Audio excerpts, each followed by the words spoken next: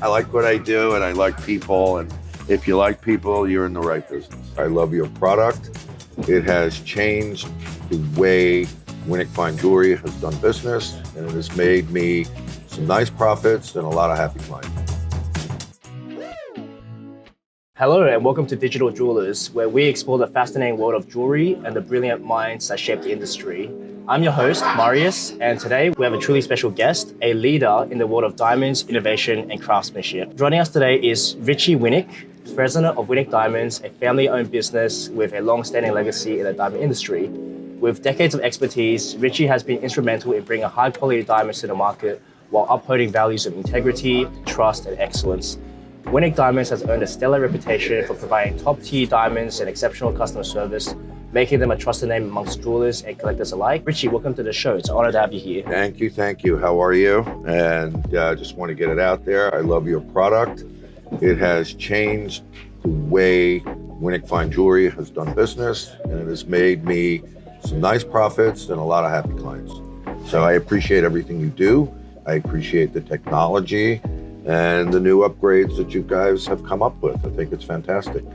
And I wish you all the success worldwide. I think you guys are onto something different that no one has seen in the industry. That's really great to hear. Thanks for letting us know. You're actually, for those that don't know, Richie's one of our first customers when we first came here in New York. We just bumped into him. He saw the GemLightbox, and the rest is history. So Richie, your family has been in the diamond business for generations. You were actually telling me a little bit about that while we were getting ready, actually. So can you maybe take us back to the beginning? It's a great Horatio Alger story of my dad. My dad was born in Brownsville. His father and mother are from Russia. They came here to Ellis Island in 1907, 1908. They immigrated to Brownsville, Brooklyn. And my father was working in a pool hall in 1947 or 1946, and someone said, you better get out of the pool hall. There's no money in shooting pool. Maybe he would have been like the most amazing pool player, but he got a job on Eldridge Street for a company, I believe, called Jesse Harris. And then speed track, my mom worked for the Fabricant family in 1947 on Canal Street, which back then was the 47th Street and the major diamond hub of the United States. So she worked in one jeweler, my dad worked in another jewelry company. They fell in love, they got engaged. They opened a store together in 1954 and incorporated on Canal and Elizabeth Street in Chinatown, Little Italy. About 10 years later, they opened another shop on Mulberry and Canal buying gold and diamonds. So my aunt and uncle were in the industry. My uncle was a polisher. My whole family just gravitated towards the diamond industry. My other cousin, he moved to Florida. So the whole family is nepotistic in this wonderful diamond business. And once you get in, it's hard to get out. But that's sort of the American dream, coming here and build up a business and be able to work with family and really making a big, success out of it as well. Yeah, and then I came into the industry. Well, I was always selling jewelry for my dad. I always had a fascination with diamonds and stones. And in the 70s, I would go to Canal Street on the weekends. I would deliver lunch to the different jewelers. I would go around. In high school, my dad was importing gold chains in the 70s, and I would sell gold chains in the school store. So I was hustling jewelry in 1975, 1976, when I was 16 years old. And when I went to college, I was studying to be a politician. Here I am, sort of a politician in the diamond industry and enjoying every day. I think you make it as a normal politician as well. Oh, well, I like what I do and I like people, and if you like people, you're in the right business. I think this is it's a really down-to-earth sort of environment, and you see all walks of life every day, and that's why you said to be in the store as well, because that's where all the energy is as well. There's nothing more energetic than 47th Street. Yeah. I was on the executive board of the Business Improvement District for a long time. We set the street up with lighting and people to clean the street. This is a magical place. Really amazing thing about this 47th Street in the Diamond District is the amount of money that a client could save by coming to 47th Street. Yeah. Whether they buy it from me or someone else, you know, if they go to the big box stores, they're saving 50% on every dollar. And I would almost guarantee that because of the sheer competition.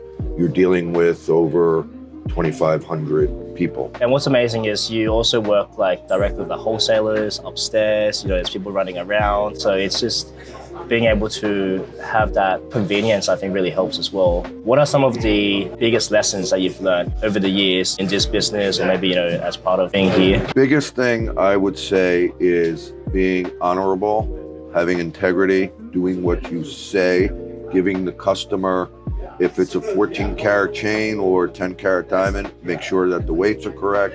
Make sure that you do what you say. Just being upfront with your clients and giving them everything that they deserve in a piece of jewelry. And integrity in the wholesale and retail end of it. That's what makes a successful business. And now we're selling to 3 generations. I have my father's clients and I have their grandchildren buying from us. You know, we're celebrating this year 71 years of being in business. We started on 47th Street in 1984, so we're here a long time, doing something right. Congratulations on 71 years. So on the note of selling to 3 generations, have you found there have been any challenges in upholding the family legacy when selling to like a modern market that we have now? Everything has changed and not changed. What has changed dramatically and made our lives easy is being digitalized and using your phone, being able to talk to a client overnight, shipping overnight. The computer has changed everything. It is also, the profit margins have come down quite a bit. So you have to do more of a volume-based business. Everything is online that you could see, and the tools that we use are a little different. But, you know, at the end of the day, it's still a diamond, still a piece of jewelry. You gotta hold it, feel it, smell it, and really look at it. It's not just seeing it online. So we're a brick and mortar business that is digitalized. So we have the exception to the rule where we're not just an online company. We're a company where you could see it or I'll ship it to you. You know, we have clients all over the country. They know me, they know my family, they know our partners, where we source our goods from. In 24 hours, you could have a diamond. That's basically what's changed. What's changed to me, I know, is your Lightbox. Last night, I mean, I have a client that's out of town. They saw a ring in my Montauk store. I sent them a beautiful picture from GemLightbox. It looked amazing. And boom, $20,000 later. Those are like the success stories that we like to hear, that people are great. having successes. It's just terrific. And your company has changed how I do business because I can never get these photos. You know, we'll take a picture on her finger and then we'll put it in the Lightbox and it'll go and it'll look good. It'll look delicious on film. You could look right into the diamond and you could actually see it. So it's changed. It's very, very helpful. Aside from technological changes, have you noticed a shift in customer preferences and trends as well over the generations? In the 70s and 80s, it was much, much more flashy. And I think today is a little bit more conservative. In my shop, we're selling more of the Harry Winston, Tiffany, Cartier, signed pieces, designs. Some stores sell very, very flashy. But what I've noticed is that more conservative shapes and timeless pieces are always great. I think people are going back to their roots in the diamond industry and looking for more of a investment and something simpler. Like a timeless piece they can pass on to future generations maybe, or they can just wear forever. Correct. Yeah. They want beautiful rubies, beautiful sapphires, where the stone is the highlight of the ring. And then, of course, you know, you have the fun, trendy layering of diamonds. But every 10 years, it changed. 10 years ago, it was all white gold. Now, everyone has white gold, so now it's yellow gold. So the 70s are back. It's the trends go back, and, you know, there's only so many different designs you can make for an engagement ring. A couple that's coming in for an engagement ring, I tell them, keep it simple. With the newer generation, are you seeing people asking more for ethical sourcing, sustainability, transparency? Are you noticing that with the younger people? 100%. So we had what we call conflict diamonds years ago, which doesn't really exist much because they have the Kimberly pack. What I always call a conflict diamond is someone gets divorced and they sell the diamond back. That would be more of a conflict in today's world. Or they bought a small diamond, they want to upgrade it. So the joke in my store is conflict diamond. People want to know today what's really cool. We could tell you and pinpoint where that diamond was mined. Yeah. And we could show you how it was cut and where it came from, whether it came from the Canadian mines or the African mines. So the technology for that is different. And it's a great experience, tracking where your diamond is from. Yeah. And a lot of people want to know about it. And being that lab-grown diamonds came in, it's not as sustainable as people think, where it's unearthed, but that's also a sales ploy. Each one of it has its different place in the industry. Sustainability is a big thing in every industry. On the topic of lab-grown diamonds, have you seen an influence in the market and do you think it's something here to stay? My opinion of lab-grown and natural. My father, when Chatham rubies and emeralds came out in the 70s, said, "Dad, these look great and they're fake."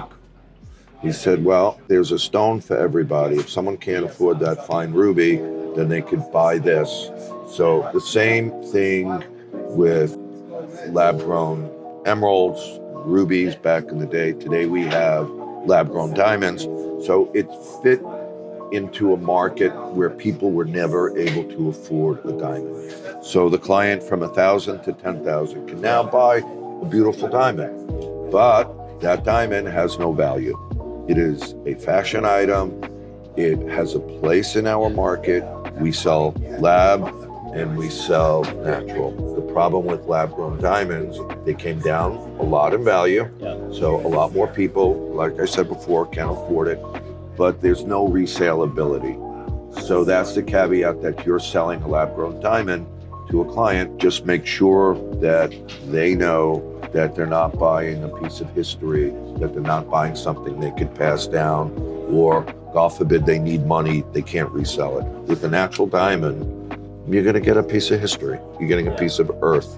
You're getting a natural diamond that you could pass on for generation to generation. Otherwise, they're both here to stay. So you are known for having very high quality goods and products.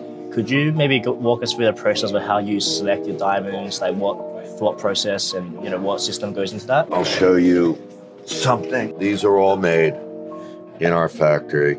This is a beautiful twin ring. We're selling a lot of these. These are really popular. We like to make our jewelry in 18 karat platinum. These are all F color, they're VS. So when we make a piece, because we sell to other jewelry stores, so our story is that we make it as perfect as possible. Every different jeweler on 47th Street is a different type of merchandise. So when you look at a piece and you look at the construction, this is all handmade. This is over 100,000. It's really heavy, very high quality stuff. Yeah. Yeah, it's beautiful. This we just made. This is fun. We pride ourselves as a jeweler's jeweler where we're selling to other jewelry stores on consignment, or if they have a client that wants something, they can pick something up for us. We are not for everybody. We are at the higher end of the food chain. If you took a normal casting, you can make a piece like this. You could knock it off and make it for less. You can't make it better. That's the difference between us and them. You want super, super, super quality, people come here and they know it. So I always tell a client, you might remember the price of that piece, but when you're wearing it, you can say, hey, you know what? It's made a hell of a lot better. Any memorable pieces that comes to mind for things that you've had or made? Just sold one of the most important rubies. It was a little over 10 carats and it was a couple $1 million. Burma unheated ruby, blue diamonds, green diamonds. So these are memorable pieces. The good thing about being on this street is that I could sell you a spring ring or a little pearl for $100, or you could get a $10 million blue diamond, and it could be whisked down to this office within 10 minutes. Any word of advice for any aspiring jewelers or diamond dealers out there who are looking at started, maybe in just sourcing diamonds or getting pieces made? I would say study.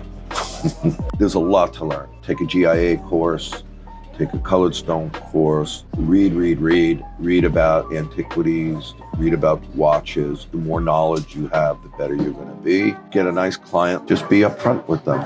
Integrity, transparency. What are the most common pitfalls that you've seen with people who are entering into the business? They think they're going to make a killing right away, and it's not. You know, you got to put your dues in. You have to make a customer base.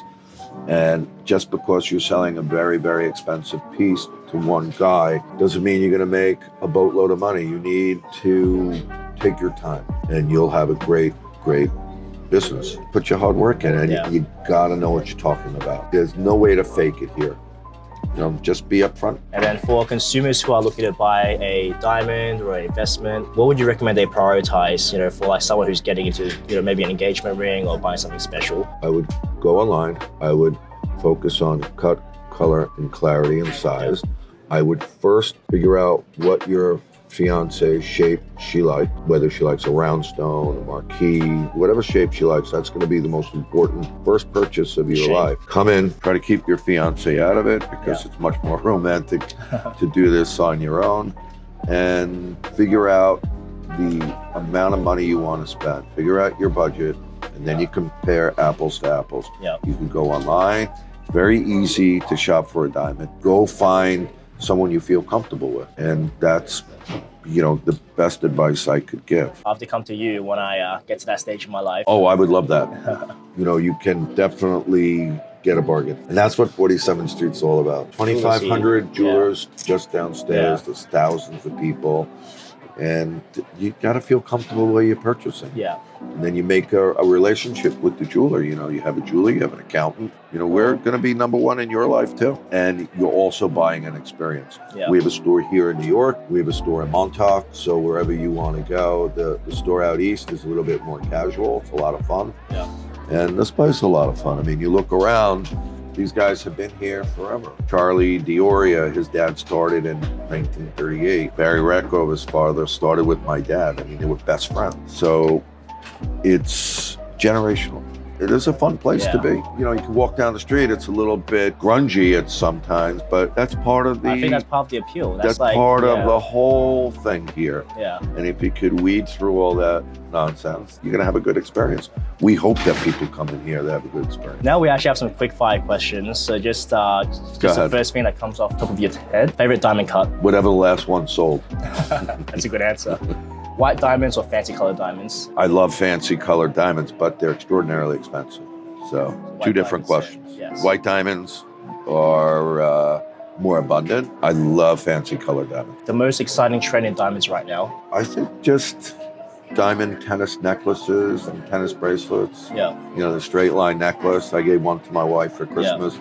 She wears it every day. I don't know if it's exciting, but you know, that seems to be the trend. Simplicity. The rarest or most valuable diamond that you've ever seen or held?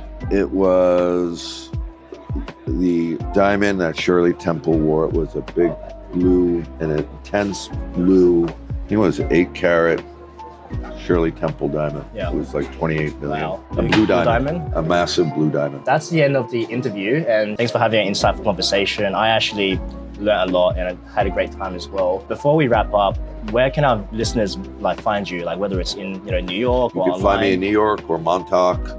I'm a phone call away. So we have a store at 771 Montauk Highway, which is right in the middle of Main Street, which is in the Hamptons, part of East Hampton, you know, Montauk, or right here on 47th Street, Tuesday, Wednesday, Thursday. Give us a call, come in. Happy to help. Thank you so much for sharing your expertise with us. It's always a pleasure. You're a good man, Marius. And like I said, I can't wait to get my new GemLightbox. I think it's going to make a big difference in my industry. We're ready. And thanks to our listeners for tuning into Digital Jewelers. Don't forget to subscribe, rate, and review us on your favorite podcast platform. We'll see you next time. And don't forget to keep shining. And buy a GemLightbox. It's going to change your industry.